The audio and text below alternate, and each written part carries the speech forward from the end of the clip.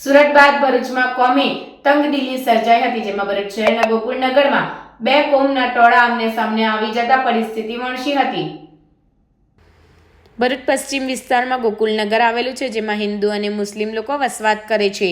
આગામી દિવસોમાં મુસ્લિમ સમાજનો ઈદે મિલાદનો તહેવાર આવતો હોય, મુસ્લિમ સમાજના લોકો તોરણ અને ઝંડા લગાવતા હોય, હિન્દુ ભાઈઓના ઘરે પણ ઝંડા અને તોરણ લગાવતા તેઓએ અમારા ઘરે તોરણ નહીં લગાવવા માટે રજૂઆત કરી હતી, તેમ છતાંય તેઓ નહીં માનતા બંને કોમના ટોળા એક સ્થળ પર એકત્ર થઈ જતા પરિસ્થિતિ વણસી હતી। ત્યારબાદ બંને કોમના લોકો વચ્ચે મારામારીના દ્રશ્યો પણ સર્જાયા હતા।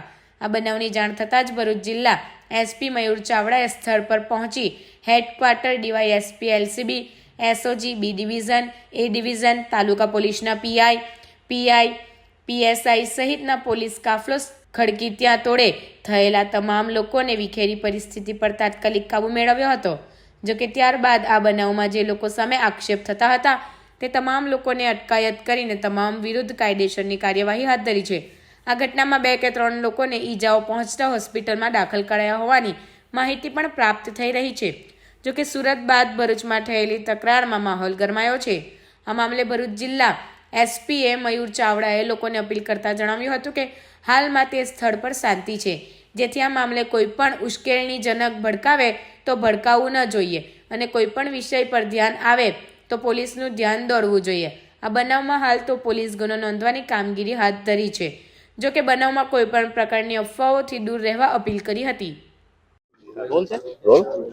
ભરૂચ શહેર બી ડિવિઝનમાં અત્યારે સાંજના લગભગ 10:30-11 વાગ્યાની આસપાસ એક મેસેજ મળ્યો પોલીસ કંટ્રોલ રૂમમાં કે બે ટોળા ભેગા થઈ ગયા છે, બે કોમના અલગ અલગ જગ્યાએ, અને વિષય જે આવ્યો એ ઝંડા લગાવવા બાબતનો વિષય ધ્યાન ઉપર આવ્યો હતો। કંટ્રોલમાં મેસેજ આવતા તાત્કાલિક બી ડિવિઝન પોલીસ અને એલસીબી એસઓજી ડીવાયએસપી સહિતના તમામ પોલીસ ફોર્સ આ જગ્યા ઉપર આવી ગઈ। આ જગ્યા ઉપર પહેલા ટોળાને વિખેરવામાં આવ્યા। હાલ શાંતિ છે। અહીંયા ગુનો દાખલ કરવાની પ્રક્રિયા ચાલુ છે। જે બનાવે આ ગુનો બની રહ્યો છે એ સંદર્ભે હાલ કાર્યવાહી પોલીસ સ્ટેશનમાં ચાલુ છે। જે લોકો વિરુદ્ધ આક્ષેપ થયા છે તમામને ડિટેન કરવામાં આવ્યા છે કે દરેકના શું રોલ્સ છે, દરેકની શું જવાબદારી છે, અને જે રેકોર્ડિંગ અમને સીસીટીવી કે વિડીયો મારફતે મળી રહ્યા છે એના આધારે ગુનો દાખલ કરીને આગળની કાર્યવાહી ભરૂચ પોલીસ કરી રહી છે। હાલ અહીંયા માહોલમાં શાંતિ છે।